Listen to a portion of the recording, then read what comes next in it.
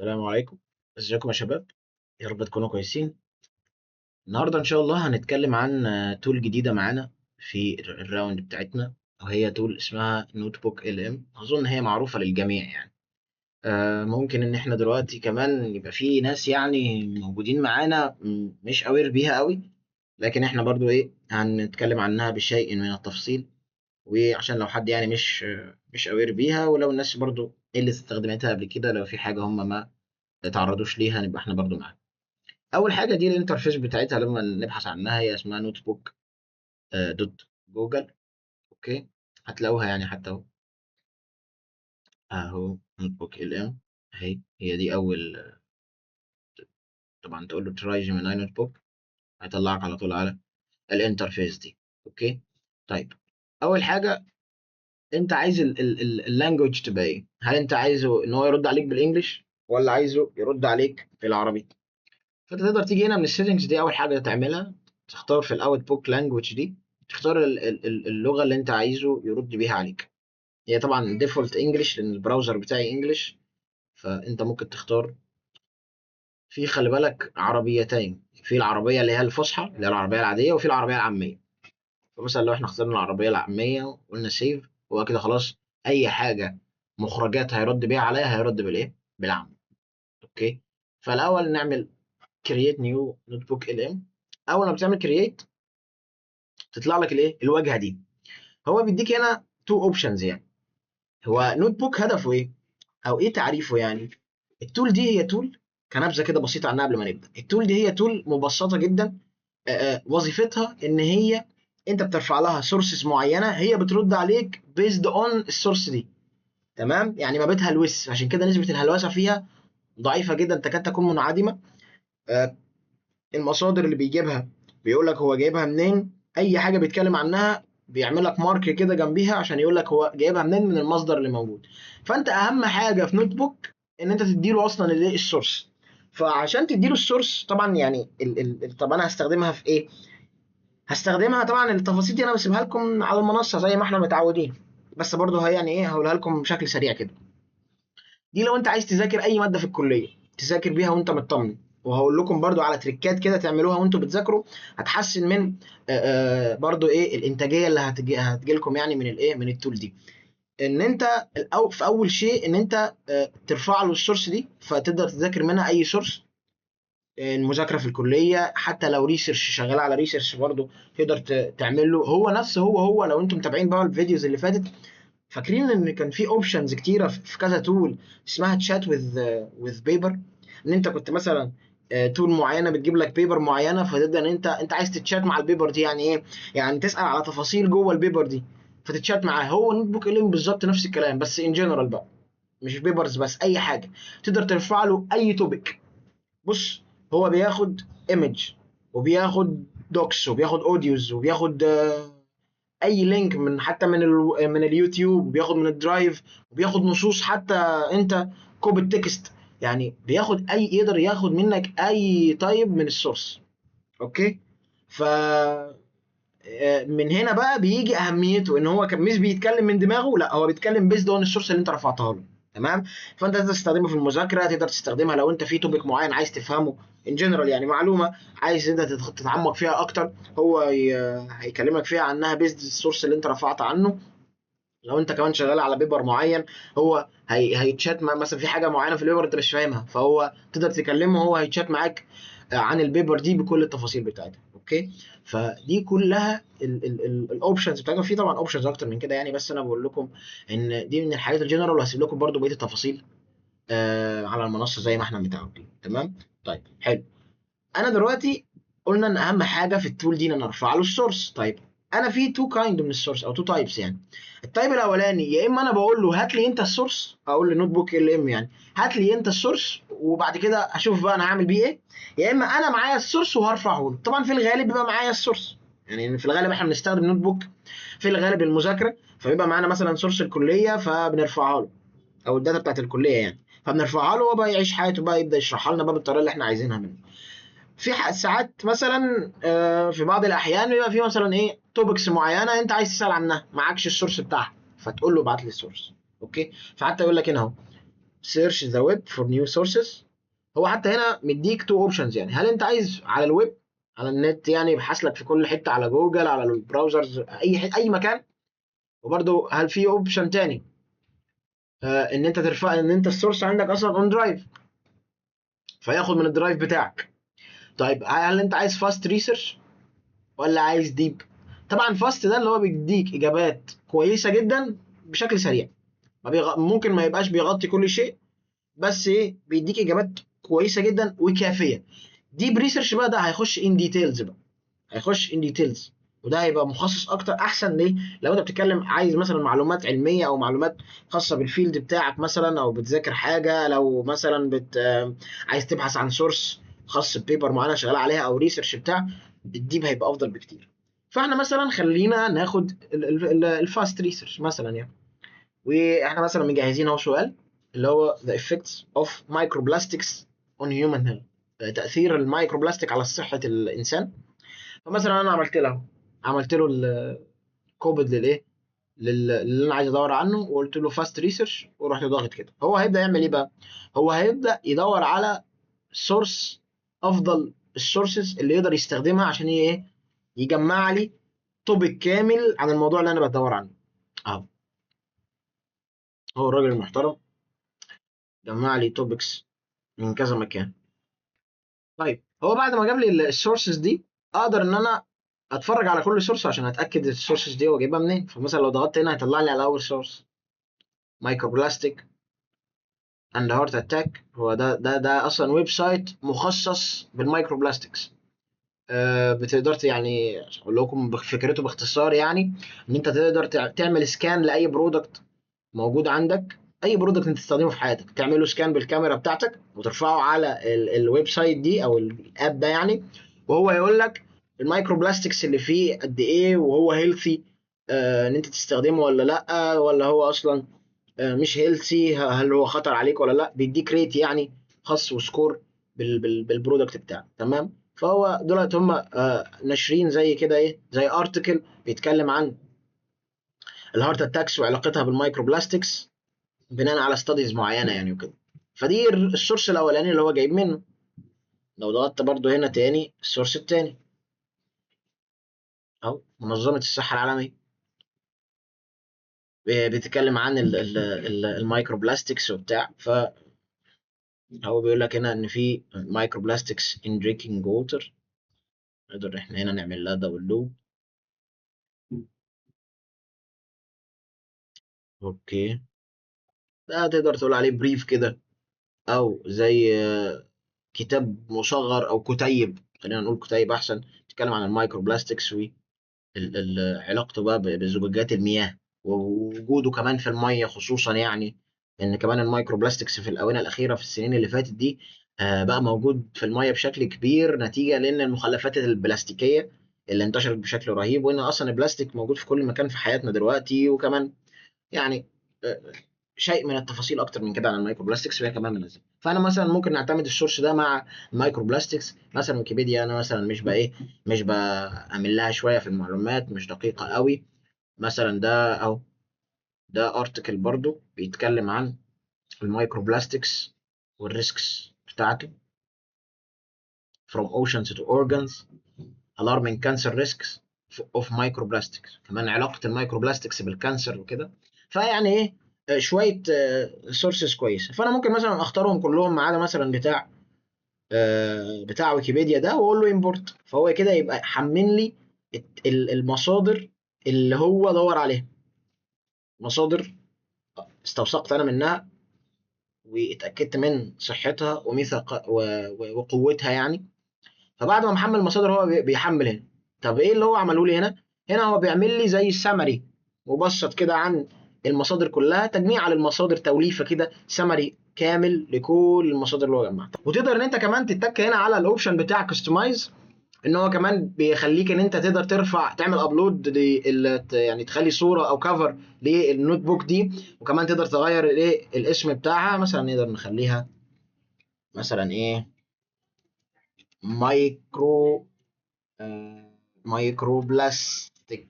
اوكي، مايكرو بلاستيك سوا. تمام. وهنا برضو في اوبشن تاني وهو set custom notebook summary. بمعنى ايه؟ نوت بوك ال ام لوحده كل ما انت ترفع سورس معين كل ما السمري بيتغير. اوكي، هو بيولد بيعمل جنريشن بطريقه تلقائيه كده للسمري للسورسز كلها اللي انت طلعتها. انت هنا انت ممكن انت تقول له لا، لو فعلت الاوبشن ده انت بتقول له ان انا هكتب انا السمري ويبقى السمري ده ايه؟ ثابت. ليه؟ عشان ده مهم في ايه؟ طيب ده مهم لو انت رافع سورسز كتيره، مهم لو انت شغال على سيرش ريسيرش يعني مع تيم. فمثلا في فرد في التيم ما يعرفش مثلا جزئيه معينه عايزه انت يطلع عليها او حاجه، فلما تعمل له شير النوت بوك دي هو ان هو يقدر ان هو يفهم بالتفاصيل من خلال السمري النوت بوك دي او الريسيرش ده بيتكلم عن ايه، الجزئيه دي بتهدف ان هي تخدم انهي فكره، كل التفاصيل اللي احنا بنتكلم فيها دي. فده مش هيأثر الا لو انت زي ما بقول لك عايز انت اللي تحط السمري بنفسك، عاوز انت تثبت نبذه عامه عن الموضوع اللي انت بتتكلم عنه. لكن لو انت قفلت الاوبشن ده فهو بالتالي هو اللي هي ايه، هيعمل لك السمري تلقائي. فعشان كده حتى لو تقرا السمري بيقول لك توضح المصادر، دي الابحاث الجديده اللي بتكشف عن وجود الميكرو بلاستيك والنانو بلاستيك جوه اعضاء جسم الانسان وخصوصا في القلب والمخ والاوعيه الدمويه. الدراسات دي زي اللي انتشرت في نيو انجلاند جورنال ويوروبيان هارت ربطت بين تراكم البلاستيك وزياده مخاطر الاصابه بالازمات القلبيه والسرطان نتيجه الالتهابات المزمنه وتلف الحمض النووي الى اخره. يعني المهم ان هو هنا اتكلمك عن ايه؟ اتكلمك عن سامري بناء على السورسز اللي هو جمعها اللي احنا استوثقنا منها يعني. اوكي، طبعا لو اتكلمنا عن ديب ريسيرش هيجمع لنا سورسز اقوى بريزلت بقى بان ديتيلز بجد يعني. فبعد ما احنا مثلا عملنا هنا انا اقدر هنا اتشات معاه. طبعا انا عايز برضو اعرفكم ان في ثلاثه يعني ثلاثه سيكشنز موجوده في التول دي. اول سيكشن اللي هو على الشمال اللي هو بتاع السورس ده الخاص بالسورس. اوكي طيب، زي ما كنا بنقول ان في 3 سيكشنز هيظهروا قدامك اول ما تفتح الايه، اول ما تخش يعني على الانترفيس اللي قدامك دي. السيكشن الاولاني هو سيكشن السورسز، ده اللي بيبقى خاص بالسورس، ان انت ترفع سورس جديد او تمسح سورس او تدور عليه اصلا او تخش عليه يعني تبص عليه كده، او ان انت تضيف سورسز جديده سواء ان هو يعملها لك من الريسيرش او انت تضيفها مانيوال. اوكي، السكشن الثاني هو السكشن بتاع الشات اللي انت اصلا بتتشات مع النوت بوك عليه، ان انت بقى تكلمه بقى تقول له. طبعا هو اولا بيقول لك بيعمل لك سجستشن كده ان انت تقدر اسئله جاهزه تقدر تسالها له بناء على السورسز دي، او ان انت نفسك تتشات معاه. طبعا هو بيديك هنا رقم الايه السورسز اللي موجوده يعني، تتشات معاه تقول له عن السورسز دي، تخليه يتكلم معاك في اي نقطه يشرح لك بقى. هنا بقى الشرح كله تقدر انت تكلمه هنا عن الشرح بالكامل وهو بقى ايه يرد عليك من الايه من السورس. يعني مثلا تقول لك اهو مثلا نختار هنا هل المايكرو بلاستيك بيسبب فعلا ازمات قلبيه ولا لسه ما فيش تاكيد. يعني بعد ما بعتنا له السؤال ده هو قال لك ان الحقيقه ان الموضوع لسه فيه جدل علمي وفيه دراسات قويه، بدا بقى ان هو ايه يتكلم. ممكن انا احفظ الكلام اللي هو قاله ده حتى. بصوا لو يعني ال الكلام اللي هو قاله ده انا ممكن احفظه في شكل نوت. بص لو عملت له كده بحيث ان انا ايه ارجع لها يعني في اي وقت، اقدر احفظ النوت هنا زي ما قلنا واقدر ارجع لها في اي وقت. تمام طيب دي الاوبشن الاول. انت طبعا تقدر تكمل بقى كلامك معاه تساله على اي نقطه في السورس اللي انت رفعتها. طيب انا التريكه الاولانيه اللي انا بنصحكم بيها ايه عن تجربه يعني. اول حاجه لو انت بتذاكر داتا معينه، الداتا دي ما ترفعهاش كلها. يعني سي مثلا هي الداتا دي مثلا 20 صفحه او 30 صفحه، قسمها 10 جميل. لان انت كل ما تكبر الداتا كل ما هو في حاجات ممكن انا بقول لكم احتماليه ان انت بس تقلل نسبه الخطا عند الاي اي، ممكن هو يغفلها او ما يذكرهاش.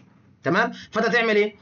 كل ما تقلل له الكم اللي هو باعته لك كل ما هيساعدك ان هو يطلع نتائج احسن. فانت مثلا لو معاك مثلا داتا 30 صفحه قسمها له 10 ابعت له ال 10 ارفعها له الاول خليه يعملها وبعد كده 10 بعديها وبعد كده وهكذا.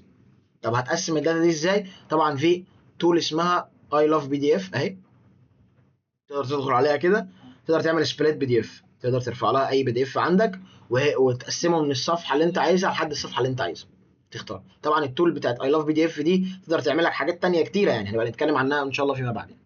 المهم ان هي تول مهمه جدا يعني اهي برضو هوريكم بس ايه يعني لمحه بسيطه عنها.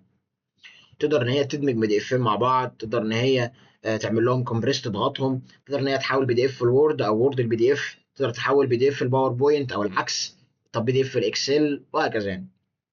تمام. في حاجات طبعا فيها مدفوعه وفي حاجات فيها فور فري، بس معظم الحاجات اللي هي بتقدمها فور فري، ونبقى نتكلم عن التول دي باختصار او نتكلم عنها ان شاء الله بشيء من التفصيل في وقت تاني. طيب يبقى دي التريك الاولانيه، ان انت ترفع له السورس ده على قد ما تقدر تخليها مثلا مش كم كبير، لا كم قليل، بحيث ان هو يغطي كل الايه، يغطي كل النقط اللي فيه. ايه الحاجه الثانيه، التركه الثانيه؟ البرومبت. طبعا ده ان شاء الله هنتكلم عنه في حته منفصله في التراك بتاع الاي اي ان شاء الله، هنتكلم عن السياق بتاع ازاي البرومبت انجينيرنج، وازاي ان انت تكتب برومبت كويس تقدمه للاي اي عشان يطلع لك ريزلت كويس. تمام. طيب ده التشات. طبعا التشات من هنا تقدر تعمل له في اوبشنز كمان نفس اللي احنا اتكلمنا عنها، ان انت اصلا تمسح اي حاجه انت عملتها في الشات اتكلمت بيها، تخلي الشات فاضي لسه، او انت تعمل كاستمايز للنوت بوك اللي احنا لسه قايلين عنها، تغير بقى الصوره او العنوان او السمري او الكلام ده كله. طيب الاستوديو، وده من اهم او ده ما يميز اصلا نوت بوك ال، دي اوبشنز كلها طبعا يبقى متاح لك فيهم عدد مرات معينه، لان اصلا في التول دي اصلا هي مدفوعه، وفي منها المجاني. يعني انت حتى لو ضغطت كده ابجريد اهو، تعال نشوف الابجريد عشان بس نشوف النسخه المدفوعه والمجانيه والعكس. اهو بص، دي النسخه اللي هي البلس، طبعا في ثلاثه منها، في البلس وفي البرو وفي الالترا. تعالوا بصوا بس البلس بيعمل ايه. بيقول لك بقى ان انت تقدر تعمل لينك سينك كده ما بين جيميناي ما بين نوت بوك ال، تقدر الليميتس اللي على الاوديو وعلى الفيديو والاوفر فيوز اللي انا لسه هقولها لكم هتتفتح قبل كده، انت مفتوح لك ثلاثه، يعني انت مثلا تقدر تعمل تقريبا يا اثنين يا ثلاثه من الاوديو، تقدر تعمل ثلاثه سلايد بس في النوت بالاكونت الواحد الجيميل الواحد، تقدر تعمل تقريبا فيديوهين او فيديو بالاكونت الواحد، وهكذا. الانفوجرافيك برضو ثلاثه، فده كلها ليميتس، وبعد كده بقى بيحصل لها ريسيت بعد يوم، يعني تاني يوم تتفتح، لكن لازم بعد 24 ساعه عشان تتجدد المحاولات بتاعتك. لكن انا بيفتح لك مثلا الايه دي، طبعا السيرش بيبقى احسن اهو، اسرع مرتين، اسرع مرتين. جوجل فلو هيديك اكسس عليه كويس جدا، والميوزك يعني في طبعا اكيد بتبقى حاجات كويسه جدا، اوبشنز اضافيه مش موجوده، لكن النسخه الفري هي يعني كافيه. طبعا بكذا جوجل اكونت يعني عادي، مش هتفرق، كافيه ان انت تقدر ايه تشتغل عليه بشكل كويس جدا. طيب بالنسبه للاوديو، انت لما تضغط هنا على السهم ده، خلي بالك بص، انت بتضغط على السهم هيطلع لك كذا اوبشن للاوديو. اول حاجه الفورمات، انت عايزه شكله ازاي، وهو حتى مديلك يعني تحت اسم كل فورمات والوصف بتاعه عامل ازاي، يعني الفورمات ده نوعه ايه. طيب تعالوا كده نفصص حاجه حاجه من الفورمات الاربعه دول. طيب اول فورمات معانا هو الديب دايف، وده بيبقى بودكاست، بمعنى بيبقوا اتنين بيتكلموا مع بعض، واحد بيسأل محاور وواحد تاني بيرد عليه، تمام، بيتكلم عن الموضوع ده وبيبرز النقاط الاهم فيه وبيشتغل ان ديتيلز يعني عليه يعني. ده ديب دايف، وده من احسن الحاجات واللي بينصح بيها بشكل كبير يعني. البريف، البريف ده تقدر تقول عليه لو انت ما عندكش وقت، عندك رافع بيبرز كتيره وعايزه يديك ملخص سريع عنها، تقدر تخليه بريف. بيعمل بريف سريع جدا على اهم البوينت اللي في الموضوع او السورس اللي انت رافع له عنها، وبيكلمك عنها بملخص عام للفكره الرئيسيه. طيب سيرتيك ده تقدر تقول عليه تفكير نقدي، كريتيكال شويه، كريتيكال ثينكينج شويه، وكانه يعني كريتيكال ثينكر ما واقف معاك، ما بيلخص قد ما بينتقد، بيشوف العيوب اللي في الدراسات. مثلا لو انت رافع له بيبرز او توبيك معين، يقول لك مثلا العيوب اللي فيه، بيطلع لك النقد اللي في التوبيك بتاعك او السورس بتاعك او البيبر بتاعتك. الحاجه مثلا الاستادي دي السيتيشنز بتاعتها ضعيفه، الاستادي دي لا مش قويه في الفيلد بتاعتك، مش ريليفنت للموضوع اللي انت بتدور عليه، وهكذا. بينقد الموضوع او التوبيك اللي انت بتتكلم عنه او رافع له ان هو يسال عنه. الديبيت ده اللي هو بيبقى حاجه فيها زي مناظره علميه، بيتناظروا حوالين الموضوع اللي هم بيتكلموا عنه، واحد الاثنين بيتناقشوا وبيردوا على بعض، وكل واحد بيحاول يكسب بوجهه نظره العلميه بناء على ادله اللي معاه. تمام. طبعا هنا تختار اللانجوج اللي انت عايزها. اللينث هل انت عايزه ديفولت يعني طول مناسب، مش طويل قوي ولا قصير قوي.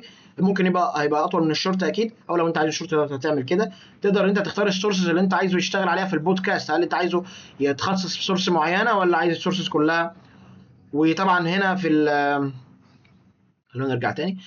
هنا في في التاج دي يعني، او في البوكس ده هتكتب له شويه الانستراكشنز اللي انت عايزه يتكلم عنها.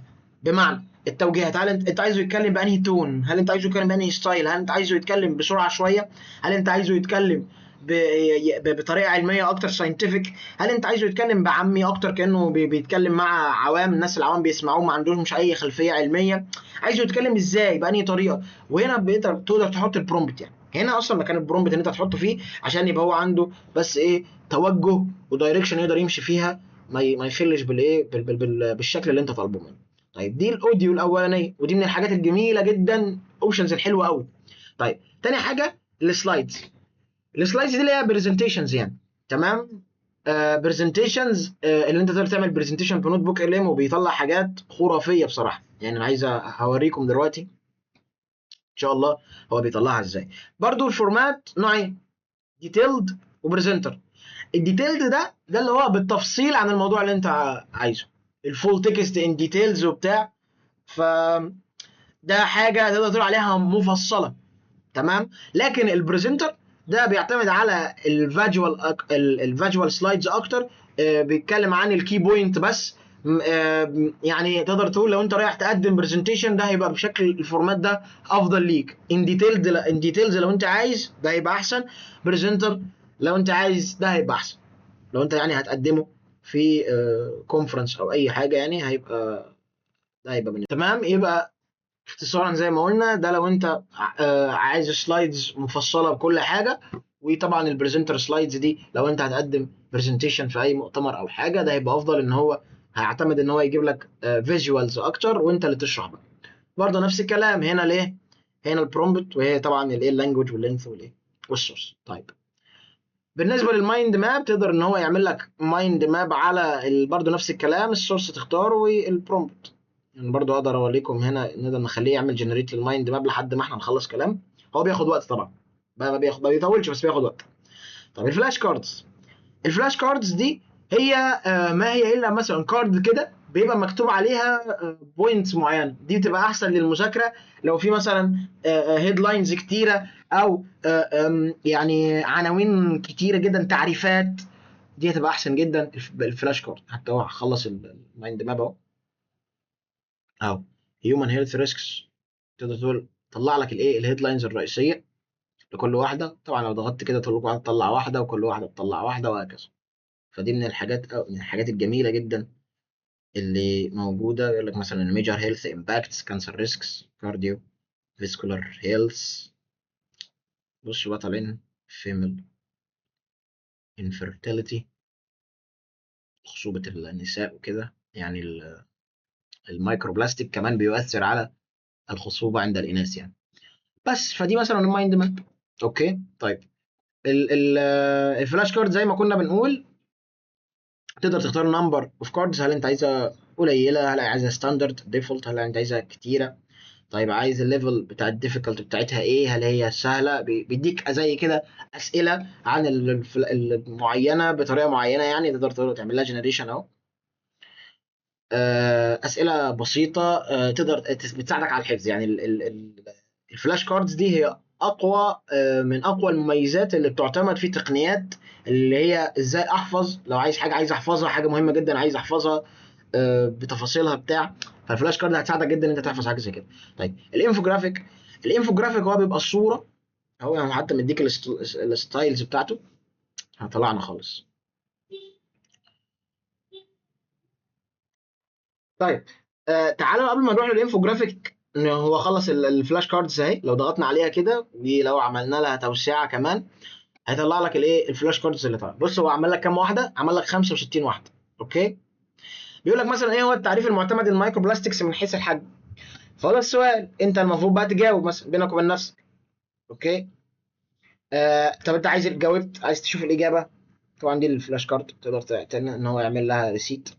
عايز تشوف الاجابه او تضغط هنا سي انسر، يقول لك جزيئات بلاستيكيه صلبه ومصنعه حجمها اصغر من صلبه ومصنعه حجمها اصغر من 5 مللي. اوكي. طيب بعد بعد ما تخلص مثلا السؤال الثاني، السؤال الاولاني تروح عامل كده: ايه الفرق الجوهري بين الميكرو بلاستيك الاولي والميكرو بلاستيك الثانوي؟ الاولي بيتم تصنيعه كاحكام جوهريه، اما الثانوي بينتج من تفتت البلاستيك الكبير بفعل العوامل البيئيه. طيب اوكي، برضه في اكسبلين هنا، يعني تقدر تقول له خليه اكسبلين الانسر دي وان ديتيلز بقى. طيب وبرضه هنا ايه، مثلا دي صح انا جاوبتها صح تعمل صح، انا جاوبتها غلط تعمل، وهكذا. تمام، برضه دي بتساعدك كويس جدا. الميكرو بلاستيك اللي بيستخدم في مستحضرات التجميل او الالياف المصنوعه بيعتبر الميكرو بلاستيك ايه، اولي، وهكذا. فدي بتساعدك على المذاكره بشكل كبير جدا، بتسهل عليك حاجات كتيره قوي، فاستخدامها هيبقى حاجه مميزه جدا. طيب ده الفلاش كارد. طيب ننتقل للانفوجرافيكس. زي ما قلنا هي صوره معبره بيبقى فيها اللهم صل على النبي، بيبقى فيها يعني ديزاين معين، شكل معين، وفي نفس الوقت فيها كلام. الانفوجرافيك اعتقد انتوا عارفينه يعني بشكل كويس. طيب انت عايزه بيبقى عامل ازاي؟ هل انت عايزه لاندسكيب؟ طب ايه الفرق؟ تعالوا نشوف ايه هو الاورينتيشنز، ايه الفرق ما بينهم. اللاندسكيب ده احسن لو انت تعمل، ده احسن للبرزنتيشنز، لو انت تعمل انفوجرافيك وهتجمعهم للبرزنتيشنز يعني، احسن للبرزنتيشنز، احسن لللابتوب، احسن للكمبيوتر كده. طيب البورتريت ده احسن للبي دي افس اكتر يعني. لو حاجه هتاخد الانفوجرافيك ده تحطه في بي دي اف، لو انت هتطبعه، لو انت مثلا هتنزله على مثلا لينكد او اي حاجه خاصه بالسوشيال، برضه البورتريت افضل. السكوير ده مخصص خصيصا انستجرام وللفيسبوك. اوكي بس كده. طبعا الستايل اللي انت تقدر تشوفه اهو، انت تقدر تخليه هو يعمل اوتو، يختار هو تلقائي. طبعا كل ستايل نشوف انت عايزه سكتش، عايزه انمي، يعني بص في ستايلز كتيره جدا موجوده، تقدر انت تختار الستايل اللي ايه اللي يريحك. بعد ما اخترنا الديزاين نقدر نختار كمان الليفل اوف ديتيل. هل انت عايزه الديتيلد مفصل، ولا عايزه ستاندرد عادي، ولا عايزه يعني ايه مختصر شويه، مش هيعرض تفاصيل كتيره. سورسز طبعا تختار زي ما قلنا، وهنا طبعا البرومبت لو انت مجهز واحد، واللانجوج طبعا. اوكي. طيب الفيديو اوفر فيو، طبعا ده الفيديو زي ما قلت لكم قبل كده من اكتر الاوبشنز اللي لسه متضافه، يعني لسه عاملين لها تعديل كمان قريب، قدروا ان هم يعملوا شورت فيديو اهي نيو حتى اهي، يعني بقى النوت بوك اللي يقدر يعمل شورتس كمان وريلز وكده. فاكسبلينر لو انت عايزه حاجه طويله شويه، وشورت لو انت عايزه حاجه زي الشورتس او الريلز وكده. طبعا الشورتس زي ما قلنا، والشكل اللي انت عايزه يطلع بيه. وطبعا أنا كل مره بطلع بالبتاع. طيب وطبعا الايه التوبيك عايزه يركز على ايه في السورسز دي اللي انت بعتها له كلها، والبرومبت لو انت عايز تحط برومبت برضه هنا تقدر تكتبها. بس بس الفيديو بيتاخر شويه في الطلوع، يعني عقبال ما يطلع بياخد وقت شويه، يعني هو اكتر حاجه بياخد وقت هو، ثم الاوديو، ثم بقيه الحاجات. يعني هو الفيديو اكتر حاجه بياخد، ثم الاوديو، ثم السلايدز اللي هو البرزنتيشنز يعني، وبعد كده الانفوجرافيك، وبعد كده الباقي بيطلع بسرعه. تعالوا نشرح كل حاجه في الريبورتس. اول حاجه هتلاقي فورمات بيقول لك اسمه create your own. لو ضغطت عليه طبعا تختار اللانجوج، وتقدر بقى تقول له انت عايزه الريبورت ده يطلع ازاي، عايزه يركز على ايه. برضو اللي هنا البرومبت هيبقى افضل بكتير، ان هو هيشرح كل حاجه. عشان كده بنقول ان قد ايه البرومبت انجينيرنج مهم جدا. طيب لا يا عم، انا عايز بريفنج دوك، اللي هو بريفنج دوكيومنتري. طيب لو انا ضغطت كده، طبعا بريفنج دوكيومنتري ده هيبقى تقدر تقول عليه هو تقرير مفصل او ملخص لكل الريبورت او السورسز اللي انت رفعتها له. يعني انت رافع له مثلا 20 سورس او 20 مثلا بيبر، هو يروح عامل لك ملخص لاهم البيبرز، بتقول ايه، متفقين على ايه، مختلفين على ايه، ايه اللي هم هيبيعدوا بيه في السنين الجايه، ايه اللي لسه ما اتحلش، ايه اللي اتحل. وبرده البرومبت هي يديله انستراكشنز معينه يمشي في خلالها.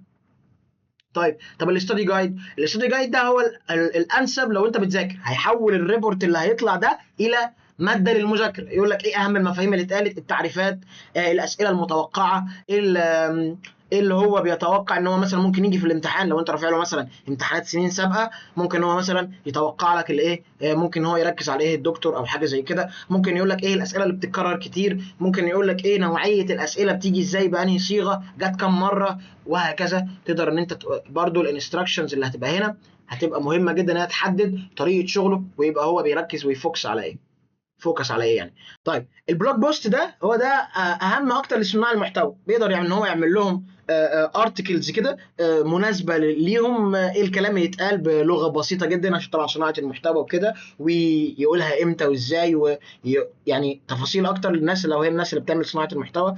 برضو هنا الديسكريبشن او البرومبت هيفرق كتير. طبعا هنا هو بيسجست فورمات معينه تانية غير الفورمات الاساسيه، فممكن انت تستفيد منها يعني.